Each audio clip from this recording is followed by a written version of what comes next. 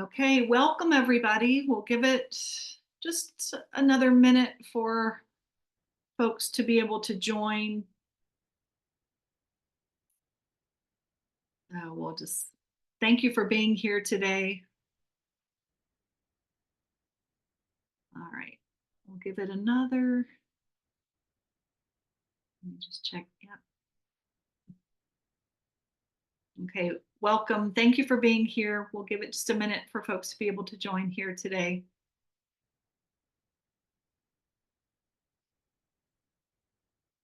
Okay. Okay, let me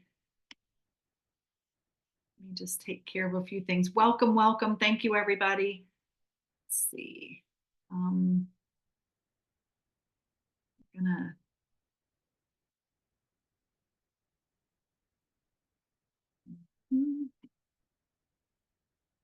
Here we go. Okay.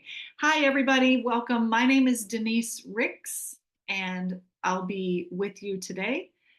Um, what I'm going to do, yep, I'm just making sure that we have everybody on here that we need to have on here. So, um, thank you for joining us today for the Wisconsin Reading Screener. We're here to do an overview of the system and some basics about what you need to know with getting started with using aimswebPlus to meet the requirements for your reading screener requirements. Um, Let me make some introductions first. Like I said, my name is Denise Ricks. I'm a learning facilitator here at Pearson. On the call today, we have some folks from Pearson, and then we also have some folks from DPI. We have Deb Lacroix. She's going to be working diligently in the background to help answer any questions that you might have. And then we have Dr. Novak. Dr. Novak, you want to introduce yourself and say a few words? Please do. Hi, everyone. Thank you so much for taking the time to be here today. We know that early intervention is one of the best ways to ensure reading success, and screening is the first step in that. And we are just really pleased to have this opportunity to partner with Pearson to be able to use aimswebPlus as our statewide screener. We thank you for your patience and your dedication to helping us figure out how to make this work best for kids. Thank you. Thank you for that. Yes, so we're going to get into it today. Just know that as we go through this, these slides and the materials that we share are protected by copyright laws. But I know sometimes folks get in here and then they think, but it would really be nice to have access to those materials. So just know that posted on the Wisconsin site, I'll show you where that is in just a few minutes. You have access to the slides from today, and there also will be a recording there of the webinar. So if you need to return to it to listen to any bit of it again, or if you have any colleagues who you think would benefit from watching and listening to the webinar, this will be available after today. So I hope that you're with us and that you're following along. Take any notes that you want to take, ask any questions that you have, but also know that you can get to these materials after today. Okay. Before we get into it, I do want to just talk about a few housekeeping things. You'll see on your toolbar here in Zoom that you have a Q&A. We want you to please use that if you have questions that you want to ask during the webinar. Again, there are folks who are here working to facilitate answering those or responding to those. They'll be looking in the Q&A to catch your questions. If you see the chat on your toolbar, we're going to use the chat to share information with you. So things like links to important places, phone numbers, emails, that sort of thing, those will be coming to you through the chat. So make sure that you're using the Q&A. And then I'll be presenting to you today. So if you ask a question, make sure that it's clear enough so that if I have moved on to the next topic, that our facilitators answering your questions will know specifically what your question is about. All right, the last thing is, let me just double check that we are recording, and we are, so good. This will definitely be uh, able to be posted to the site. So as we get into this, just notice here on the screen this reflection question. I just hope that you will, for yourself, take a moment, just kind of center yourself back on, okay, what are we going to talk about here for the next little while? Um, and consider kind of where you are, where you are personally, where your district is in this implementation process. As we go through this today, I'm going to share a lot of information with you, and then I'm going to demonstrate how some of the functions or the tasks that will need to be accomplished with using aimswebPlus, what they look like. So I hope that you will decide for yourself if you want to watch, maybe, like I said, and take some notes, or if you happen to have a training account or a practice account, feel free to join me and on your own open up a new tab or a new screen and you try whatever I'm demonstrating to you today. Consider that you might want to practice along with me. Or if not, at the end, I'll make sure you know all the places to go to get some help so that when you're ready to try some of these things on your own, you'll have everything you need. So okay, so here's the plan for our time today. We're going to start with just a little bit of just sharing some information so that everybody understands using aimswebPlus in the context of Wisconsin Act 20 and what, some of those details that everybody just needs to understand from the beginning. So we'll talk about some of those. We'll talk about some of the components of setting up your account, like rostering. I know that's a hot topic, user account, profiles, those sorts of things. So we'll talk about that today. And then we'll spend the next section of the webinar really talking about the test administration or the measures administration for the different subtests or the different measures that are required to meet the Act 20 requirements. So we'll go into the platform and I'll show you how to complete the digital record form and how to complete TestNav so that you have a sense of what that's going to entail, especially if you're joining us today and you haven't ever used aimswebPlus before. I hope that you'll leave with a good sense of, what this is what it's all about here. So in case you are brand new to Aimsweb, just know that this Aimsweb is a web-based data management platform. It includes both benchmarking and progress monitoring for data collection. So it can be used as a screener and it can also be used as a progress monitoring tool. So we're talking about the benchmarking or the screening components today.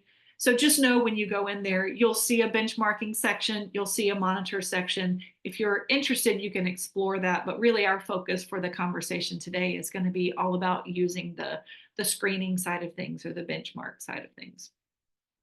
Another thing I want to point out is the measures. That's the language that we use in Aimsweb. So when we're talking about, sometimes folks will call these subtests or probes, we're talking about the individual tests. You'll see those referred to as the different measures. We'll take a closer look at what's involved with those, but we're using those measures to assess students on these foundational skills in reading. And so we'll talk through those here today. And then know that we're not really going to get into any of the data analysis or report interpretation, but know that once you've collected this data on groups of students or individual students, there are a lot of different ways that you can view the data and consider the needs of groups or individuals. So coming later, there will be some conversations about what does this actually look like and what are the reports that are available. So. Okay, now as a reminder to get us all kind of on the same page here, aimswebPlus is being used to meet the requirements for Wisconsin Act 20 that, and you can see here on the screen, where a single reading readiness screener needs to be administered to Wisconsin students enrolled in public districts and independent charter schools, 4K through grade 3, beginning this school year, the 24-25 school year. You can see here on this screen, this matrix is showing you the Act 20 fundamental skills that need to be assessed along with the aimswebPlus measures that are going to be used to assess those different skills. And then let me just make sure everybody understands kind of what you're looking at here with this matrix. You can see for the different grade levels, so 4K, 5K, and then grades 1, 2, and 3. For the fall, for 4K, we're looking at fall and spring. And then for the rest of the grades, you can see fall, mid-year, and then spring. Under that, you see the check marks. These are showing which measures would need to be administered in the fall, middle of the year, and in the spring for the various grade levels. So you can just kind of take a look there at those. So for example, for second grade, if we go over here, for second grade, and this is true for third grade, in the fall, the middle of the year, and the spring, vocabulary would need to be administered, as well as the oral reading fluency. Okay. And then on the far right side, we have those last two columns, the administration time. So this is designed to help you in terms of planning for collecting this data. The administration time, many of the measures are stop at 1 minute. So you'll see that those are 1 minute.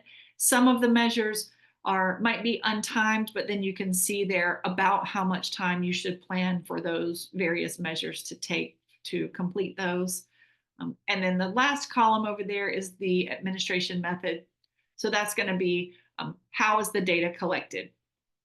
If you take a quick look down that column, you'll see that everything that you would be required to assess is collected through a DRF, a digital record form, everything except the vocabulary test. So we'll go through today and I'll show you exactly what a DRF entails, what needs to be done to actually assess with that form of assessment. And then we'll also talk about TestNav here a little bit later. You can see here too, it's kind of in the fine print at the bottom, aimswebPlus has a lot of other measures. So when you're going into Aimsweb, if you look at the aimswebPlus assessment matrix, you'll see a lot of other tests and supports available. But what you see here on the screen, these are the pieces that are going to be required for Act 20. Okay, a little bit more about the basics. The how is the data collected. So just like we just saw, all the measures that you're going to need to assess are collected through a digital record form. And by that, we mean the teacher or the test administrator is on a device. So they are on their laptop, desktop, whatever device they have, they're the one that's online.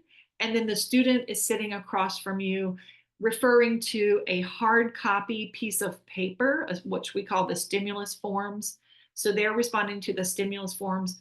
Depending on the measure, they are either maybe telling you the letters or reading the passage or whatever it is that you've put in front of them. Okay, so just to be clear, even though Aimsweb is an online tool, it's the teacher or the test administrator who's online, not the students, okay, for the digital record forms. So this is true again for your 4Ks, your kindergarten and your first grade for all the measures that are required. And then for your second and third grade, they're going to use the digital record forms for the oral reading fluency. And then TestNav is going to be used for your second and third graders only for that vocabulary test. Okay. But when you're testing your students on the vocabulary measure for second and third grade, it being on TestNav means that students are going to need to log into TestNav with their devices. So TestNav is a testing platform that it's typically pushed out to student devices. So it would be an app on the student's Chromebook or whatever device they might have, but the students would access TestNav. There is also a browser-based version of it. So that's going to need to be loaded on whatever devices students are using. And then students would open TestNav, log in. We'll talk about what credentials they need a little bit later, but they'll log in and then whatever tests had been assigned to them, in this case, the vocabulary test, it will be available for them to take the test there online. Okay. Because it's an online test, this can be administered in a group or individually, whereas the digital record forms, those are individually administered. Okay. Okay, a few more details so you can see the information here. So we have two sets of windows, but I hope you can see here how they fit together nicely. So we have the aimswebPlus benchmark windows, which are listed here across the top in gray.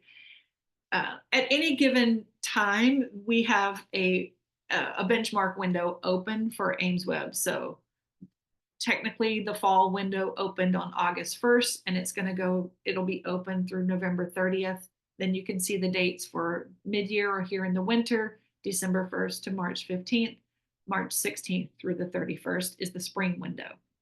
And then more specifically, you can see here the Act 20 requirements, when the fall scores need to be collected, when the middle of the year scores need to be collected. So you can see here, it says middle of the year for Aimsweb. That's going to be anytime from December 1st through March 15th.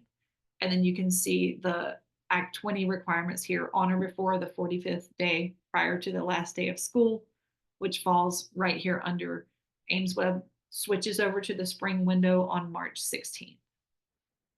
Okay, so hopefully you can jot those down or just know that those are the windows that are going to be available to you. And then right down below, I do want to make sure that everybody is clear on what's required for your 4K.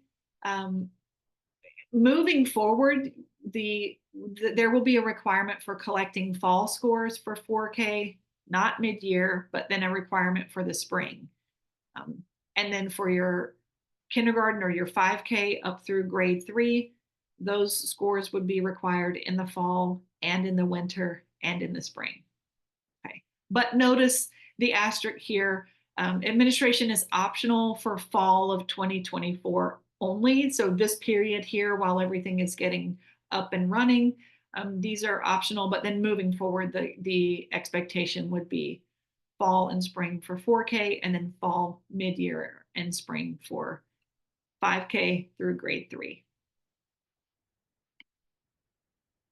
Okay, now we're going to talk about getting started. So I want to show you the assessments for the measures and how to do the DRF and how to do the TestNav and that sort of thing. But before we get there, let's just talk for a few minutes about how to make sure that your account is properly up and running. So a couple things here.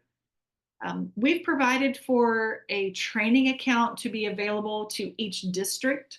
So maybe you already have received access to that, but if not, there's a QR code here, but there should be one training account per district. And then you'll see when you get in the training account, various users or folks can use that same training account to go in and look around, practice, try out some different things to make sure you feel comfortable before you're in your actual live account. But if you haven't gotten access to one yet, you're going to want to check in your district, or if you are the person who is responsible for obtaining that training account, you can use this. I'll also show you at the end, there's another spot where you can request the training account. And then Deb is going to put a link in the chat if she hasn't already. Deb's going to share a link to a Pearson and Wisconsin specific site. I'm going to go there myself here in just a minute. But in case anybody hasn't received access at all, your district assessment coordinator should have received a welcome email talking about getting started. Let me jump over to where I want to show you.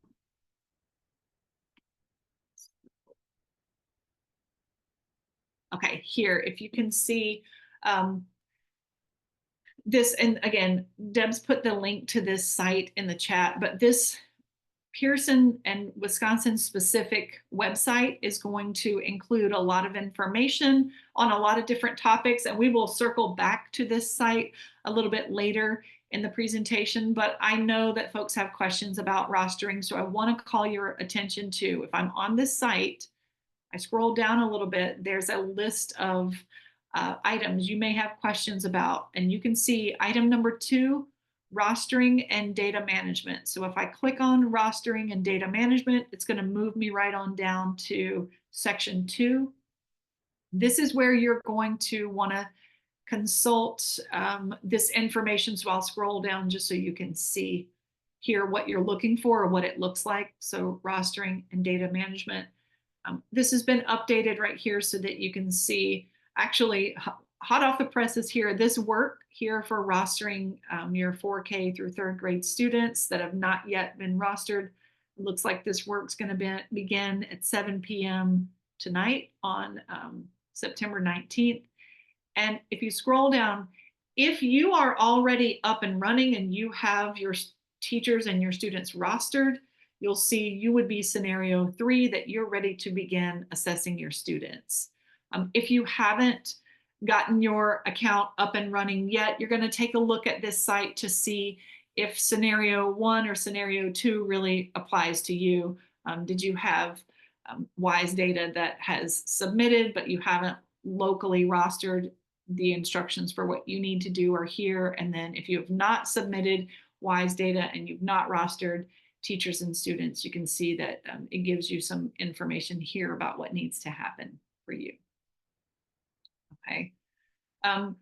We'll talk a little bit more if you are in the scenario where you're going to need to roster locally, roster your own teachers and students. Here on this Pearson, Wisconsin site, there's a link to some more information, this guide for importing that data. Also, when I get into the account, I'll show you there's another place you can go to access that, some more information about rostering. So before I leave this, the other thing I just want to point out right down here, it's in this guidance that's been provided, but we strongly encourage districts to engage IT staff to help you through that rostering process. So if you are here today and you are still in the rostering process, make sure that you engage your IT staff, and you can point them to this site to get a little bit more current information here. Okay, what I'm going to do now is, what I would like to do is take you into the platform. But before we go in, I just want everyone to kind of, especially if you are brand new, to understand the user types and the type of access that we're going to see or be able to navigate to here when we're in. I'll be in a demo account, but this is going to behave just like it would in your live account. Okay, I'm going to go in as an account manager, and if you're here today, maybe you are the account manager for your district. Maybe if you're an account manager, that means that you have the highest level of access. You have the ability to see into multiple schools. You can see into multiple rosters, and you have read-write access. So if there's some changes or things that you need to do, you'll have the ability to do those within the account.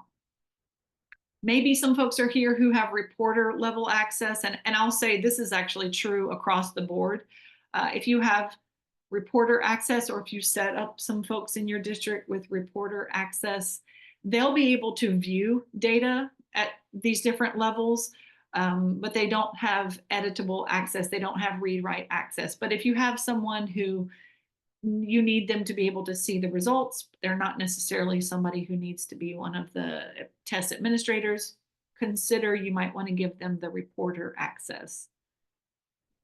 And then these other sections, so the district manager, the school manager, and the teacher, you can see here at these different levels. If you're a district manager, you have read and write access at a district level.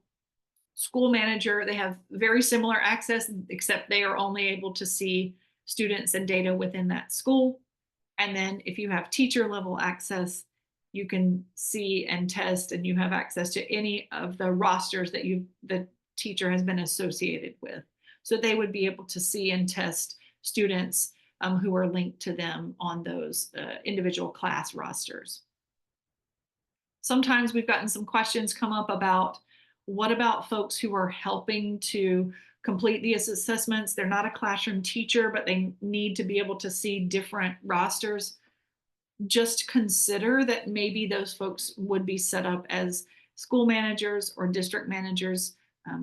If you had school manager access, then you could go in and access students from multiple different class rosters if they need to help with assessments in that way. Okay, I'm going to go back over to the platform. I'm going to demonstrate a couple of the basics. What I want to do first is take you on a little overview tour of the site in case you haven't been there before, so that you can kind of start to understand the structure of the platform. Then we'll go into the help file so that you know there's a lot of information in the help file, but there are some key pieces of information that we want to make sure that you know what's there, how to access it, where to find it. So I'm going to log in to this practice account or training account. So let me get over to that screen. If you have a practice account, this is where I invite you. If you want to log in and join me and kind of walk through this together, that's great. If you want to just observe and see how this all functions, that's great too. The first thing I'm going to do is log in. So this is a training account. I know that because right up here it says uat-app.aimswebplus.com, but it's going to look and behave just like a real account. So if you're logging in with credentials, you'll need a customer ID, a username, and a password. That's what I'm going to log in with here. Some of you may have in your district, if you have single sign-on set up for Aimsweb. So for example, if you're using Clever, or you can see down here across the bottom, if you have single sign-on for Google or some of these others, you would click here and just log in with your single sign-on, the way that you do probably with everything else with your single sign-on. If you're not using that, then right here, you're going to have you and your teachers are going to sign in with their customer ID, your username, and then your password. And then I'm going to click login right here. If you're here and you're training other folks and you aren't using single sign-on, I was just on that screen where it said login. Just beside that button, there's a, if you forgot your password, there's a button right there. So I would just strongly encourage you, if you were supporting other teachers, so that you're not the one constantly trying to unlock and reset passwords. Teach folks in your district how to just use that button themselves if they can't remember their password.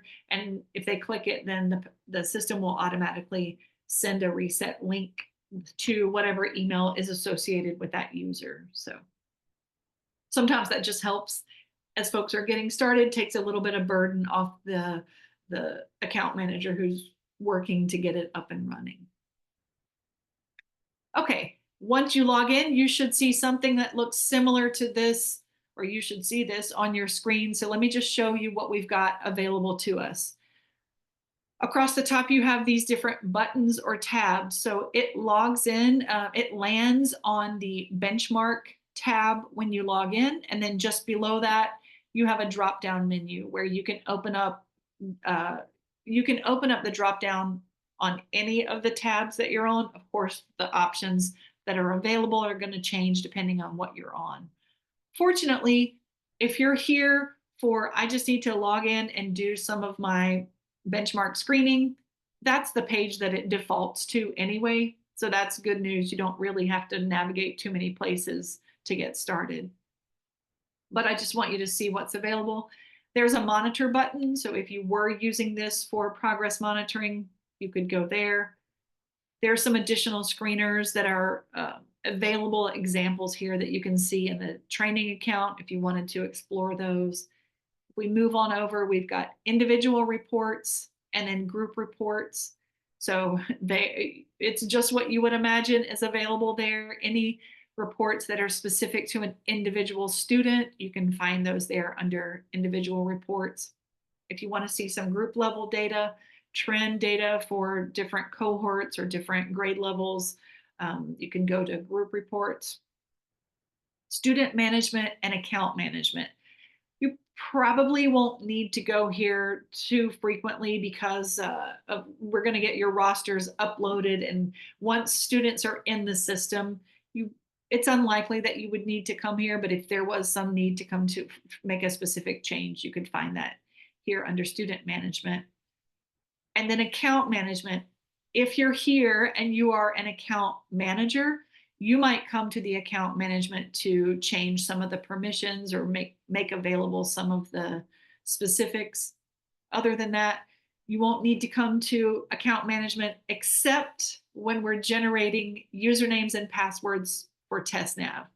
So stay tuned on that. If you know that you're going to need to administer the vocabulary test, and remember that one's delivered through TestNav, we'll circle back to this account management tab. And this is where we're going to find the usernames and passwords that we need to distribute to your second and third grade students.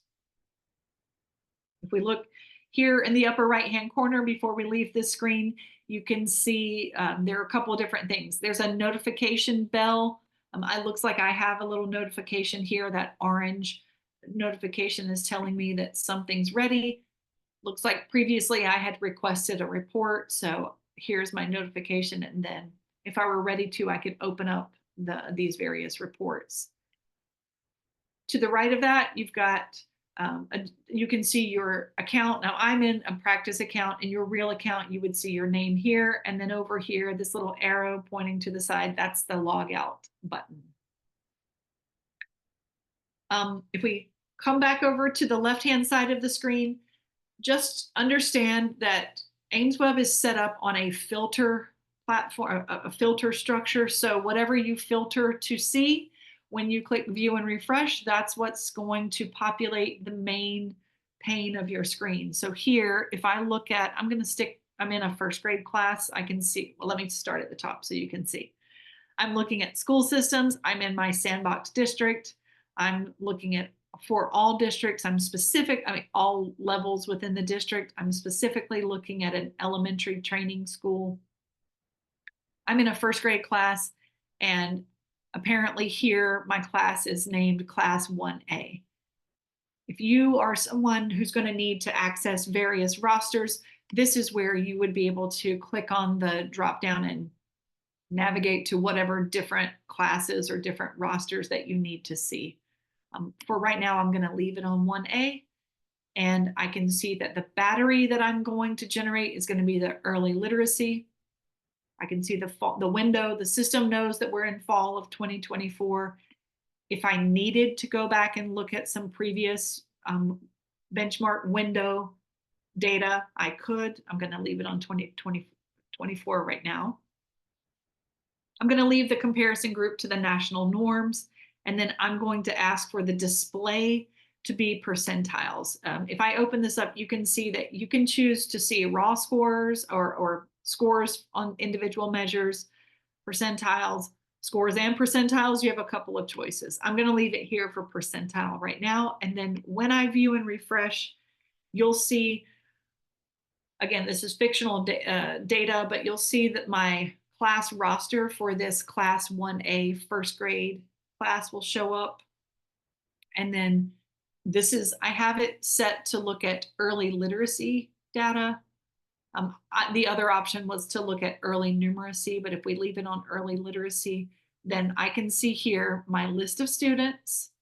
I can see in the assess column, this is where I can launch into the assessments. It looks like I already have some data collected on some of these students because this color coding is giving me feedback on how those students have performed. And then if I slide all the way over to the right-hand side, if you can see these headings, the headers here, when I hover over it, it will show you what these different acronyms stand for. So phoneme segmentation, auditory vocabulary, and so on. Right over here, I have oral reading fluency, and you see that I have collected some data on these students for oral reading fluency. Specifically, I'm getting their percentile ranking. That's the color-coded boxes. I'm getting accuracy here, Lexiles, goal. If I were going to set up progress monitoring, I could access that right here through the goal column. And then because I'm set up as a manager, logged in as a manager, I have this delete. You see that little trash can icon? I have this delete function. That's only available to managers. If I were in as a teacher, I wouldn't have that delete feature. So just think through what kinds of processes or protocols you want to have set up in case somebody encounters a situation where they really need to delete a score. Only managers, if it's turned on in your account, only managers would have access to delete scores. Okay, so hopefully you are seeing just the basics of what the platform, how it's laid out, what it looks like. Before I show you how to do some of the testing, I do want to go over to the help file and show you a couple of things that are in there that you're going to want to know about. So if you're on your screen or if you're viewing my screen, in the bottom right-hand corner, you can see where it says, how can we help? If you click, how can we help? As long as you don't have any pop-up blockers blocking that, then it should open a new tab and it should look something like this. So two things. Number one, if yours didn't open, check and make sure you don't have any pop-up blockers blocking that. And then depending on your device and depending on the sizing of your device, sometimes folks don't see these headings. Like I was just working with a group who had iPads. They didn't see the headings. Instead, there was a little 3 lines widget over here on the right-hand side. If you are seeing that on your screen, if you click it, you'll see that it will open up the same list. It's just going to show up vertically on the right-hand side rather than across the top. But if I hover over these different headings, you can see that it opens up or shows me some of the information. So if I'm just getting started, if I go to start here, you can see there's an introduction. There's some basics about the account. The first thing that I really want to make sure you're aware of are the test materials. Okay, now test materials are found here under the heading test materials. Also, we have a new section where there's another little shortcut you can use to get to test materials. So let me show you both of these. Okay, so the one way you can access test materials is to come right here where it says test materials. If you're interested in the benchmark stimulus books, so earlier I mentioned you'll put the hard copy piece of paper in front of your students. Where you get that hard copy piece of paper is going to be right here. So you go to test materials, benchmark stimulus books, and then you can you see that you would navigate down to whatever you needed. So if I need early literacy and reading materials, I open that up and then I can scroll to the stimulus book for the pre-kindergarten, kindergarten. Maybe I'm here because I need the 3rd grade oral reading fluency passages. I could come here. So just take a look at that. Also, let me make sure I'm showing you. So that's one place you can get to test materials. Another place that you can go is if you go over to manuals and training. So I'm still in the help file, but if I go across the top to manuals and training, and then if I go down on, hover down on additional resources, additional research and state resources, right here I can get to Wisconsin Act 20 reading screener files. And so you can see here that if I, so I went to the help library, manuals and training, additional research and state resources. This is Wisconsin Act 20 specific information, so pulled together for you. So you can see that you could open up any of these sections. For example, let me show, if you need the administration and scoring guide, you can see that here. The early literacy administration scoring guide, you can see some of those other ones down here. And, or if you needed the actual materials, again, you can find it. Kindergarten, open up whatever section you need here. Okay. All right. Let me make sure I see a question came through. So let me just make sure that. Yep. Yep. Okay. So that shows you there where you can find this information right here for the Wisconsin Act 20. All of this is in the help file.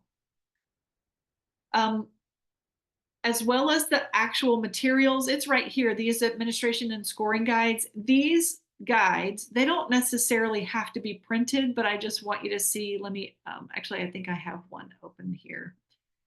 These guides are documents that spell out everything you need to know, whoops, everything you need to know about how to administer and score the various measures. So you can find them again here under the administration and scoring guides. And if I open this back up,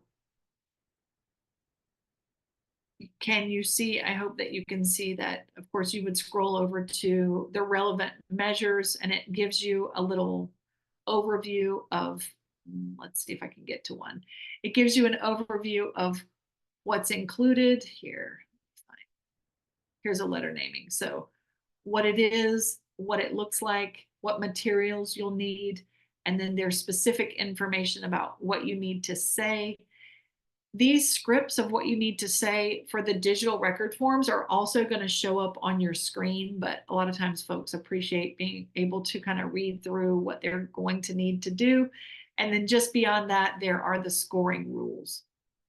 So if you have teachers who are going to administer this and they are brand new to AimsWeb, they're going to need to make sure that they have reviewed these or that they've read through and they're clear on all of the administration and scoring requirements and the scoring guidance. Let me show you two. I'm going to close this out and back up over to the, here, let me open up the help file again. Let's go over to the another resource. So I was showing you the administration and scoring guides. Sometimes folks appreciate watching an on-demand video rather in addition to or rather than reading through in the document. You can access that by coming to manuals and training, come down to training, and then right over here, administration and scoring videos. So if you have your teachers come here, they can access these on-demand videos to watch and listen to and see how to administer and score the various measures. Okay, it's essentially the same information that's in the administration and scoring manuals that we just found when we looked at the Wisconsin Act 20 files, but it's a on-demand video. So if that's something that would be helpful for your teachers, you can direct them there. Okay, again, that's manuals and training. Go down to training and then choose the administration and scoring videos. The other thing that I want to make sure that you know about are the quick step guides. Especially if you are here today and you are somebody who is going to be supporting staff or training staff or helping them get up to speed on what they need. The quick step guides, I think you'll find them useful because they break down any of the tasks that need to be accomplished in AimsWeb. They spell them out in a very succinct 1 or 2 page document.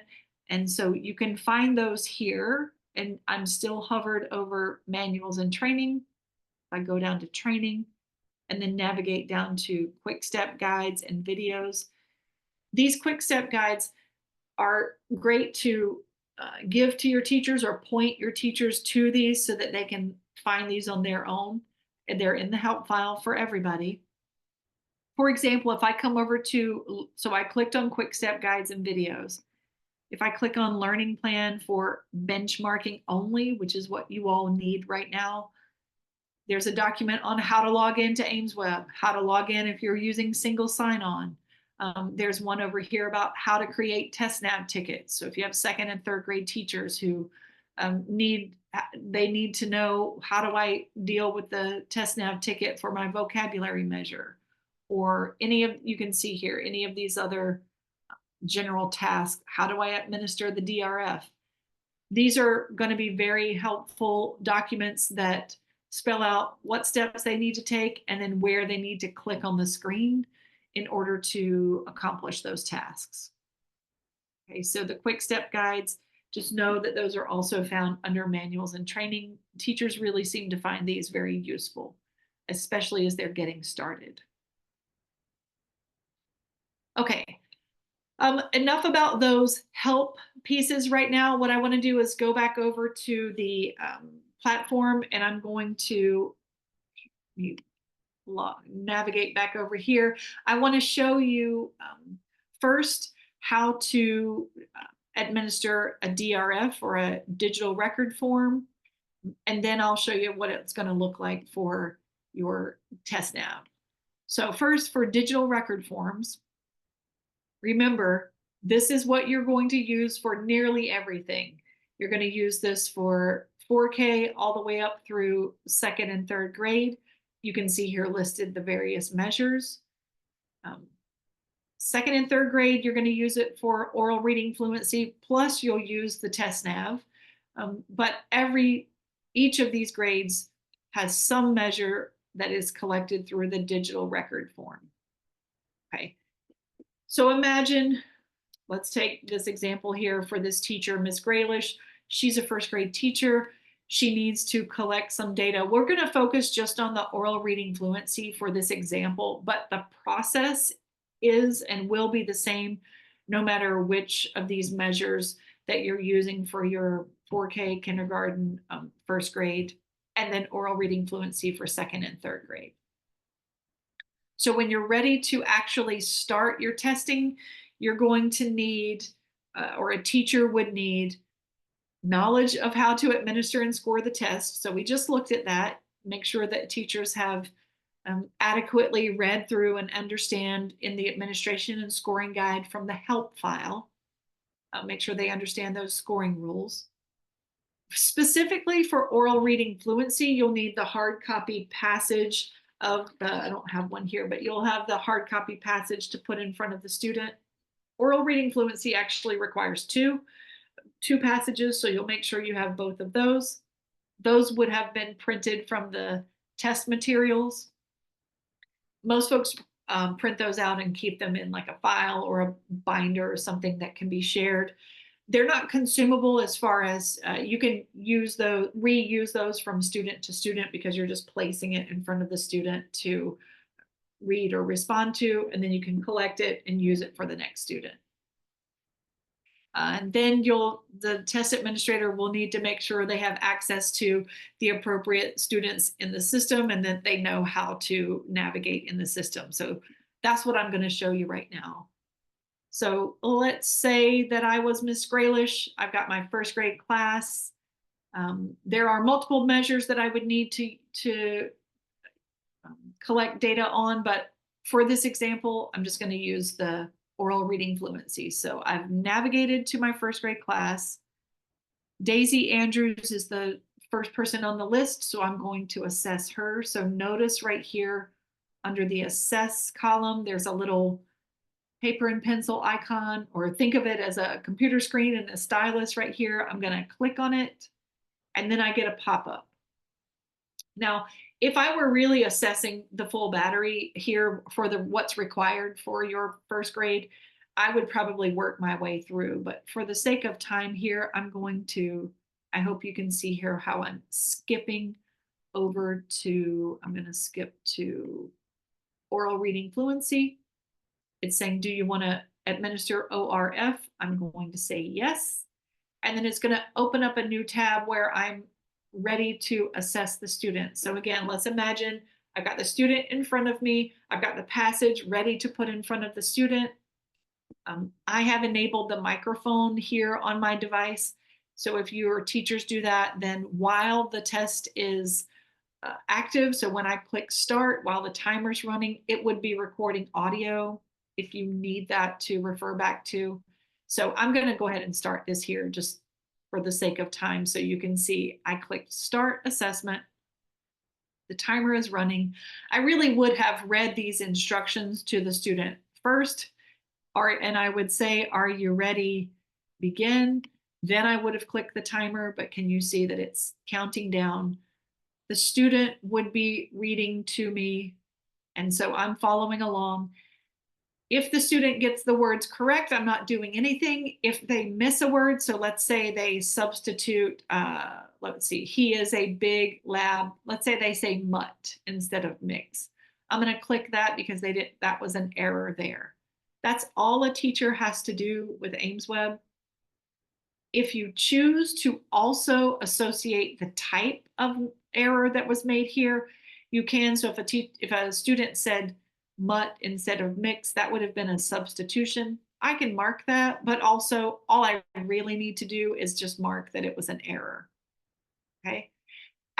Must have talked for a minute because here, once the time has expired, which is 1 minute, it's telling me to select the last word that the child attempted. So of course this is all made up, but I'm just going to say they got this far. So you'll see a little blue flag planted here, so to speak, that the student got this far in the time allowed. Sometimes teachers feel nervous that this is going to, what if I couldn't mark everything or I messed something up? Please reassure teachers that when you're on this screen, if you need to go back and click, like I wasn't able to click this word, or I clicked this word and I didn't mean to click this word, I meant to click this other word, or any of those, while you're on this screen, you can make adjustments to make sure it is as accurate as possible. Once you have it the way that it needs to be, you'll click next. Now this is oral reading fluency, so we're asking the student to read 2 passages. For all the other measures, you would have just gone through the 1 page, whatever it is, letter naming or the letter word sound. If it was the auditory vocabulary, you would have been asking the questions, but you would just be working your way through whatever the assessment is for that measure. Here, it is the second passage, so I would be listening to the student read this one. And again, if there were any errors, I would be marking those. Now, for the sake of time today, notice down here at the bottom, there are a couple of options. If this had been, let's say this got interrupted by, I don't know, any number of events that that can happen in a school setting, I could discard. So that's going to stop and get rid of those results, and we could come back later and test. If I need to discontinue, there are multiple discontinue rules built into the platform. I could discontinue the test. That stops the test early, but lets you save the results. I could have used that. And you could see there were a couple of other options there, like a start over button and so on. Or if the student finishes, it's going to be rare, but if the student finishes the form before the time has elapsed, there's a student finished form option that would then prorate the scores in the calculation. So my time has expired. Here again, I'm going to choose the last word. So I'm just going to pick a word here. I'm going to click score. I get a summary of the student's performance right here. But actually, I think it's even more useful if I say okay. It's even more useful to go back over. It automatically takes me back over to this screen, and then I can see the results here on this screen. So let me refresh these results here so that you can see. So we were testing Daisy. Daisy was at the top of our list, but now that we have scores, the system is going to automatically take her and plug her in. It's going to start ranking your students here according to their performance. So if I come down right where I just saw her, here she is. Daisy, her scores on that oral reading fluency I'm seeing her scores here in green, which indicates that she's in the average range. This is telling me that she's at the 28th percentile. And if I scroll on over to the columns that are telling me more details about oral reading fluency, I can see some additional information about Daisy's scores here. Okay, so I hope you can see that it's pretty straightforward as far as you launch into the digital record forms from this assess column. That opens up the tests that you want to take. Once you complete the assessment with the student, and when you click score, it brings you right back over to this platform where your students are, and pretty immediately you can see the student scores. Okay. So what we just walked through, that's going to be the process that you need to follow for any of the digital record forms. So again, to meet the requirements for Wisconsin Act 20. That's all the measures except for the vocabulary measure for second and third grade. That's going to be collected through TestNav. So now let's have a TestNav conversation. Okay. So again, TestNav is going to be the testing platform, the way that you're going to use it to test for vocabulary. So again, we're talking second graders and third graders just for vocabulary. Students are going to access TestNav on their devices. And when they get logged in, I'm going to log in and show you, but I just want you to kind of see here as kind of a sneak peek of what it's going to look like. You'll see students will open up TestNav and access aimsweb within TestNav.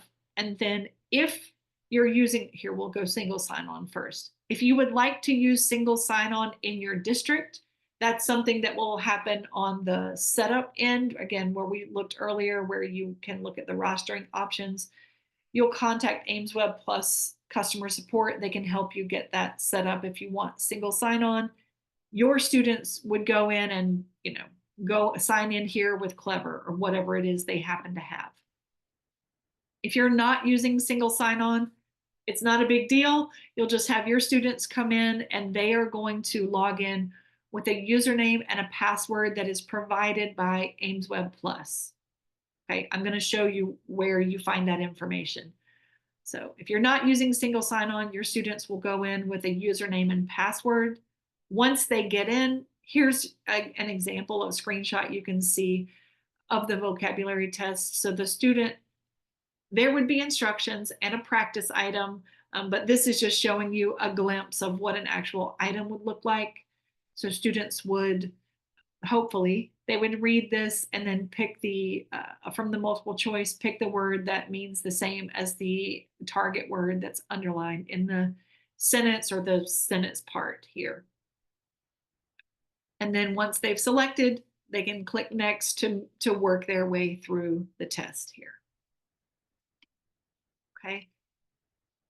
So now we can't use the first grade example that we just saw with Miss Graylish. So let's say we have another teacher here, and this time we'll say they're a third grade teacher. They need to or have their students complete the vocabulary test through TestNav. So what are those teachers going to need in advance? You can see it right here. Either your students are going to log in with their single sign-on credentials, or they're going to need a username and password. The teacher is going to need to know how to access their students within the Aimsweb account.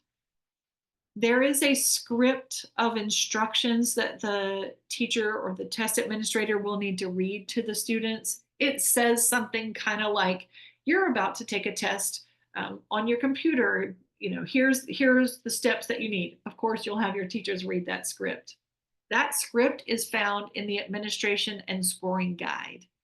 The administration and scoring guide that we just found in the help file, that's going to have the script that the teachers are going to need to be able to read to the students. And then the last thing that will make sure that you know how to do, that your teachers will need to do, is unlock the test. Unlocking the test, excuse me, unlocking the test is what pushes out the test and makes it available to your students when they log into TestNav. So if you forget to unlock the test and your students log into TestNav, they put in their username and password, they won't have anything, they won't have a test enabled for them to take. But don't worry, unlocking the test is a very quick step. So I'll show you what it looks like. So I'm going to navigate over to, I'll stay in elementary training. I'm going to go over to a third grade class. Speaking of unlocking the test, you all are going to need to decide for your district what the protocol is going to be. A teacher could unlock his or her own roster. Also, a manager could go in and unlock multiple rosters. So it can happen either way. Just think through what's going to be the most efficient to work through for your schools and for your district. Okay. All right, so here we are I'm still on the benchmark comparison screen. I navigated to a third grade class so that we had TestNav available to us. So let me show you what this is going to look like. Let's do, I'm going to do usernames and passwords first. That's one task we have to accomplish, and then we'll talk about unlocking tests. So to get the usernames and passwords, remember a few minutes ago, earlier, I said that we would need to go to the account management screen to get those. So let me show you this process. If you are going to use single sign-on for your students to get into TestNav, you will skip this step. You don't need to take this step. But those of you who are going to have your students log in with the aimsweb credentials, you will need to work through, you'll need to think through who's going to gather the usernames and passwords so that we can distribute those out to the second and third grade students. Okay, so you'll need to go to account management, and then on the drop down, you're going to go to test assignment list. So account management, on the drop down, choose test assignment list. And then here you would use the filters to navigate to whatever roster or rosters of students that you need. Here, I just am looking for class 3A. Here's my list of students, and it's really this column here, the username and password here. This is what we need to somehow get that into the hands of the students. So it's kind of which way makes the most sense for you. We give you a couple of options. If I select, so could you see I just clicked the checkbox here to select all these students. I could maybe download the report, and that might look something like, let me pull this information in a Excel spreadsheet file or a CSV file. Or maybe you would prefer test assignment tickets. Think about these as, well, we have a box format, which puts, I think it's 6 on a page. So think about these in terms of, you're going to cut these apart and physically distribute tickets to students. Maybe if you wanted to print these on labels and stick them on folders or notebooks, or the strip format. So again, it's going to include, let me generate one of these so you can see. It's going to generate those tickets. So it'll have the student's name, their username, and password for students to refer to as they're logging into TestNav. Here, that I just got the notification. So if I open that up, here's my test assignment report. Let me open this up so you can see. So can you see here that, yeah, it's 6 to a page. So it's got the student's name and grade, and then their username and password. Okay, a lot of times at this point, folks will ask, okay, but can we just create our own usernames and passwords and keep it simple? And the answer to that is no. Okay, you have to use the aimsweb, what's generated here through aimsweb. However, it's the same username and password all year. So you only have to go through this step that I'm showing you now. You only have to do that once at the beginning. And then once you've generated these tickets, so for example, for Ava and David and Daisy and George, once I've distributed those tickets and we make a plan to keep those somewhere safe, then when we come back to the middle of the year testing, they'll use the same username and password that they did here. Okay. All right, so I'm going to close out some of these. So again, a quick recap on this. If you're not using single sign-on and you need to get usernames and passwords, you go to account management, test assignment list, and then filter to whatever group you need. Then decide here, do you want to pull this data into a spreadsheet and you take it from there? Do you want to generate tickets like the strips or the boxes, or if you're using labels? So you do all that from this screen. Okay, assuming that you had done that, then what you're going to do is go back over to the benchmark screen. So let me go back over there. I need to refresh my screen. So imagine that I had printed out the box tickets and I had given them to Ava and David and Daisy and George. Then the other thing that I need to do is unlock these tickets. Okay, both of these things, both generating the usernames and passwords and unlocking these tickets, it's taking me longer to talk about it than it actually takes you to do it. Okay, notice here, I need to unlock these tickets. So what I'm going to do is select all. Of course, you could select one or two if you needed to, but the most efficient way is going to be navigate to a roster, select all, and then in the upper right-hand corner, there's a button that says unlock/lock. So I'm going to click that and I want to unlock these tickets. So I click unlock. I give it, as you can see, 3 seconds. It tells me that the tickets are unlocked. And here we go. Did you see what changed there? The tickets went from blue, which indicate that it's a locked ticket, to green. Okay, so blue to green, green means it's an unlocked ticket. Now, if I had my students here in front of me, I would say, go into your device, open up TestNav, and then take the test that has been open to you. You want them to take the vocabulary test. Okay, let me show you. I've got TestNav. Actually, here, I'm going to open up TestNav here so that you can see. Now, what I'm showing you here is an online version of TestNav. So the way that your students get to TestNav might look a little different if they're using the app version, but when they open it from their desktop, they click on TestNav, they're going to see something that looks like this. Okay? And we need to direct them to go to aimswebPlus. So it's on the left-hand side in this left-hand column, aimswebPlus, not the Canadian version here, aimswebPlus. So we want the students to click on that. And then can you see that this loaded right up here that's showing for aimswebPlus, welcome to the sign-in screen. Here's where we're going to put in their username and password. Okay, again, if you were using single sign-on, you go to the right, you use the right-hand side.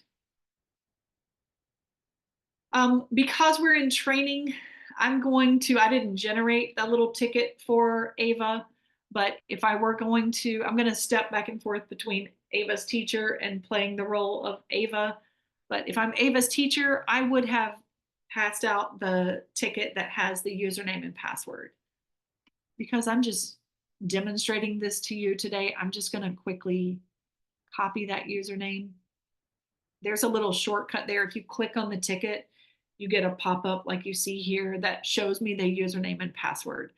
It's not efficient to use that for all of your students, but here, just because I'm doing one, it's kind of a quick way. So let me copy the password. And then I'm just going to go back over to the TestNav screen. So I put in the username and password. I click sign in. And can you see that the reading battery had been unlocked for me as what is she? She's the third grader. As the third grader, Ava, this is what's available to me. Okay, so as Ava's teacher, whoever's administering the test to the student, you're going to need to focus your students on clicking on the vocabulary test because when you unlock that ticket, it unlocks the whole battery, which includes the reading comprehension. So I'm going to come back to this in a minute. Let me go back in as if I was the teacher. Here, when I unlocked these tickets, it unlocked the vocabulary and the reading comprehension. There's the oral reading fluency. Remember, that's the digital record form. So when you unlock this, just be aware that you're going to need to guide, or make sure your teachers are aware they're going to need to guide students to the vocabulary test. So if I were going to take the test, I would click start. And I just want you to, I'm not going to take the whole test now, but I want you to get a little taste of what it looks like and how it behaves here. This is telling me, it's telling, welcome to Ava. I'm going to take the vocabulary test. There are 2 sections. There's 1 question in section 1, and then there are the 22 questions. So section 1 is the practice.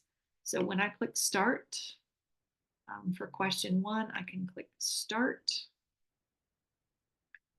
There are these instructions here. So notice that across the heading, it's telling me I'm in part 1. And as I work my way through, you'll see that this little progress section here will tell the student how far they are in the test.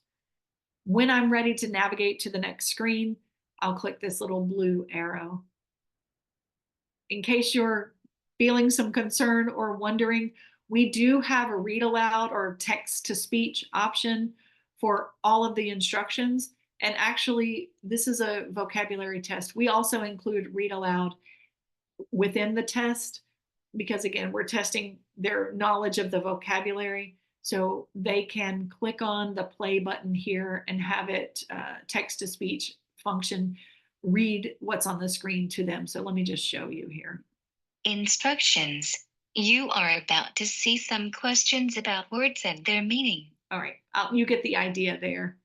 So again, picture this was part of the instructions, but there would be headphones or earbuds for each student if you're testing multiple students in a group. And then the student would navigate through. So here's the practice question. So a chore is most like a, and then hopefully they would pick a chore is most like a job.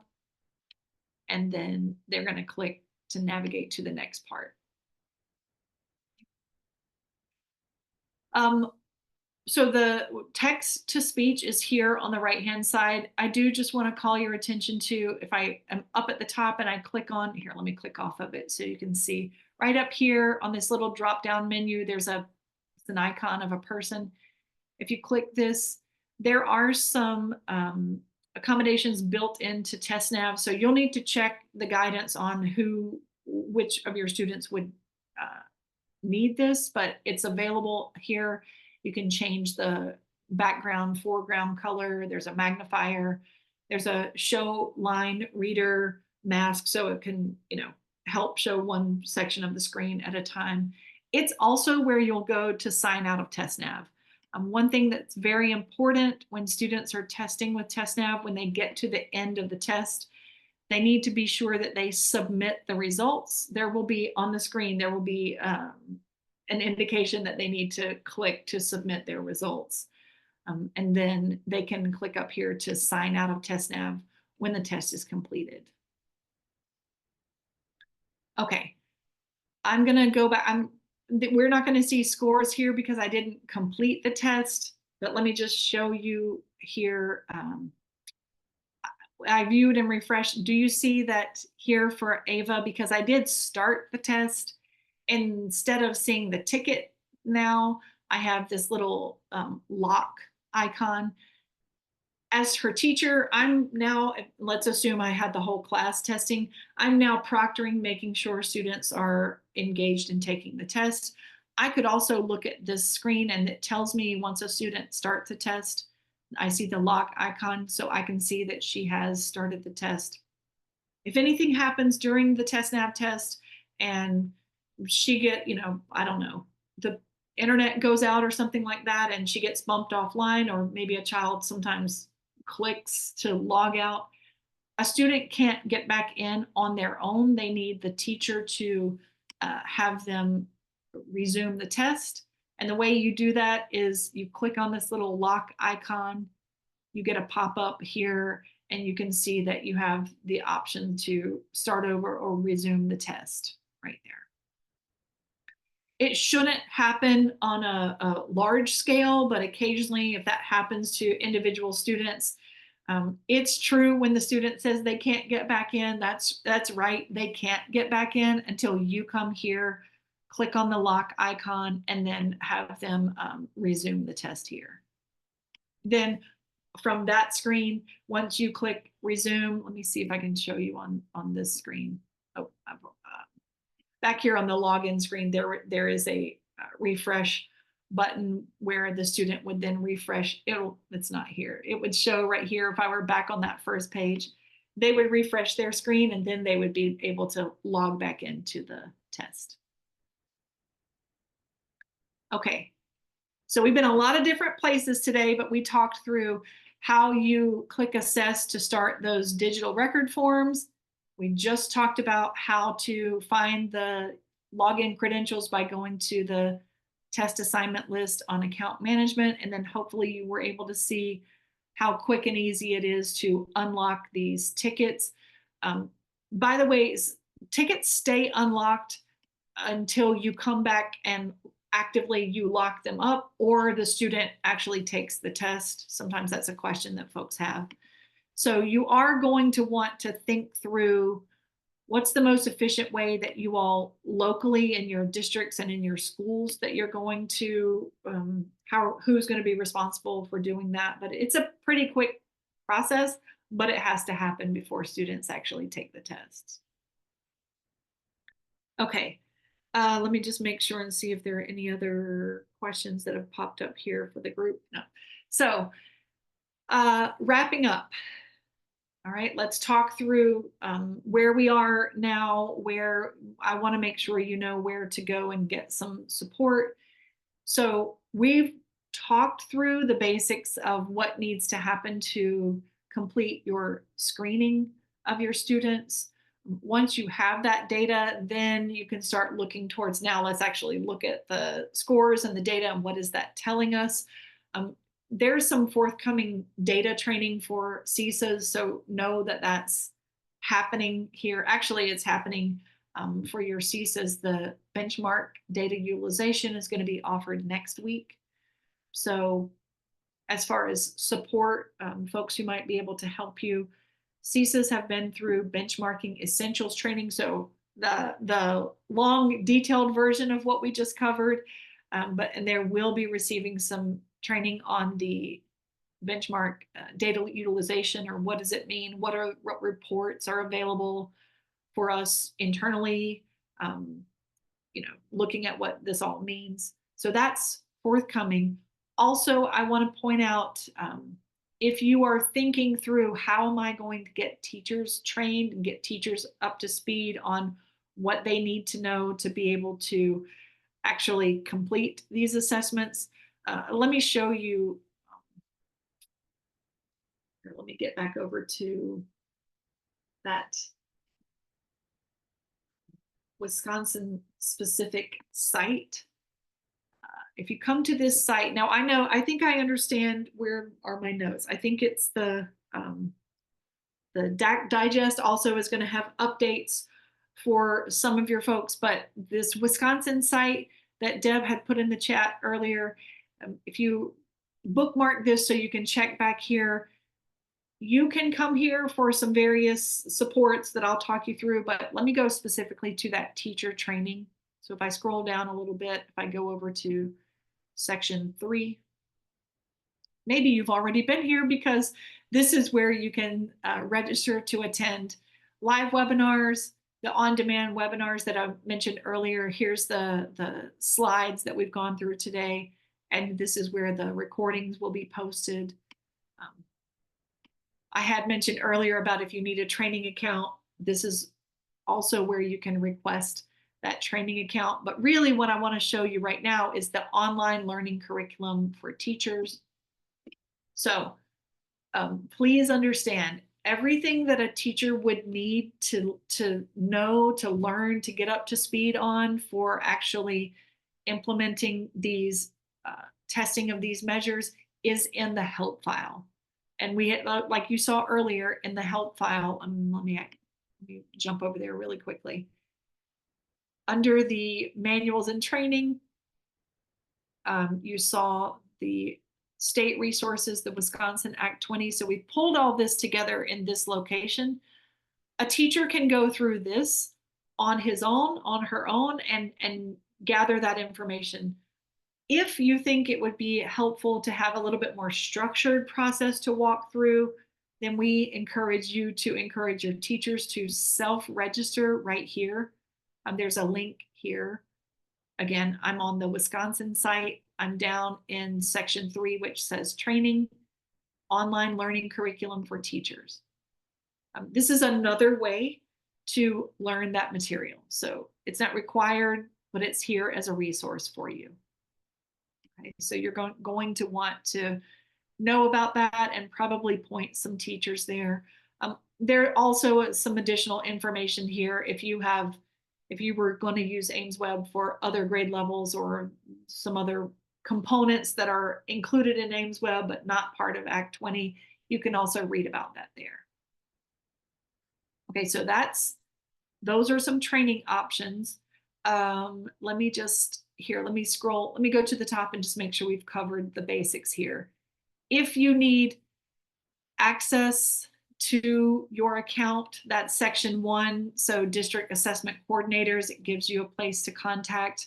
And each of these sections now have FAQs. So if you have you might want to check if you have some questions, check the frequently asked questions. Maybe we've answered it there.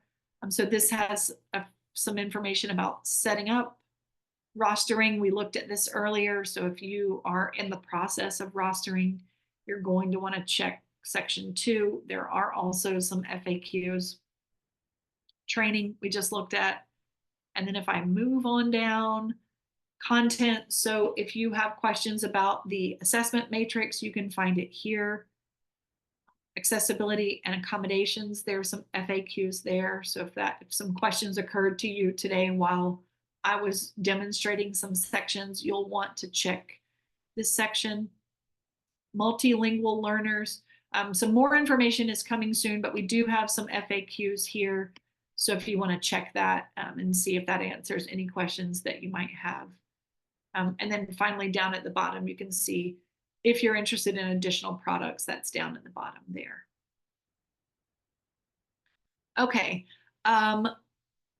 We are in the wrapping up phase. So let me make sure that I have also shared some contact information. There's a lot of contact information and support on the Wisconsin Pearson site, but also I think Deb is going or has maybe already put this in the chat to you, but here's the Pearson clinical number as well as the aimswebPlus specific number.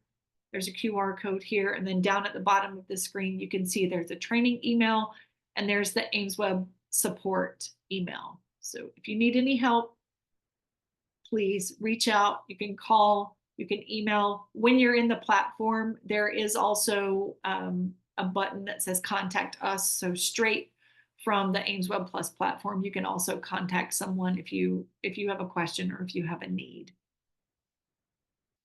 Okay, I think those have all gone out in the chat. And then the last thing that we want to ask from you, please, first of all, we want to say thank you for being here, making time to attend this at the end of your day. But we do have a training survey. So there's a QR code here. If you could use that, please. We would like some feedback on what we're providing. Is it what you need? Is there something else we can provide to you when you go in there? Again, as a reminder, my name is Denise Ricks. So when you have to choose the presenter, but it would be helpful for us as we make plans going forward to support you and support your teachers in this implementation. We're interested in your feedback. Okay, I'm just going to check down here to see if there are any other questions that have come through, but then team, so Deb or Dr. Novak, is there anything else that we need to address group wide or anything here before we wrap up for today? I don't think so. I just want to emphasize that it is absolutely worth your time to let Pearson know what else you need and to ask them your questions, because that allows Pearson and DPI to continue to develop resources on both of our websites. The majority of the additions to the Pearson Wisconsin aimswebPlus page that have happened just in the last week have happened because of requests from the field. So Pearson is able to be incredibly responsive, but they can't do that if they don't know what you need. Yeah, thank you for that. Yes, we do we do want to make sure that we are providing what you need. So thank you, those of you who maybe have already have submitted some questions, but moving forward, hopefully this answered some questions for you today, but if you need some other things, let us know. All right, Deb, I'm going to just check and see, I know you're working diligently. Here's the QR code. I think we're using the QR code for today for folks for the training survey. And then if we don't have anything else, then I think we can wrap it up for the afternoon. So thank you, everybody. We really appreciate your time. We look forward to working with you this year. And if you need anything, refer to the list of ways that you can contact us that were shared in the chat. So we want to make sure that we're available for you for whatever you need. So thank you, everybody.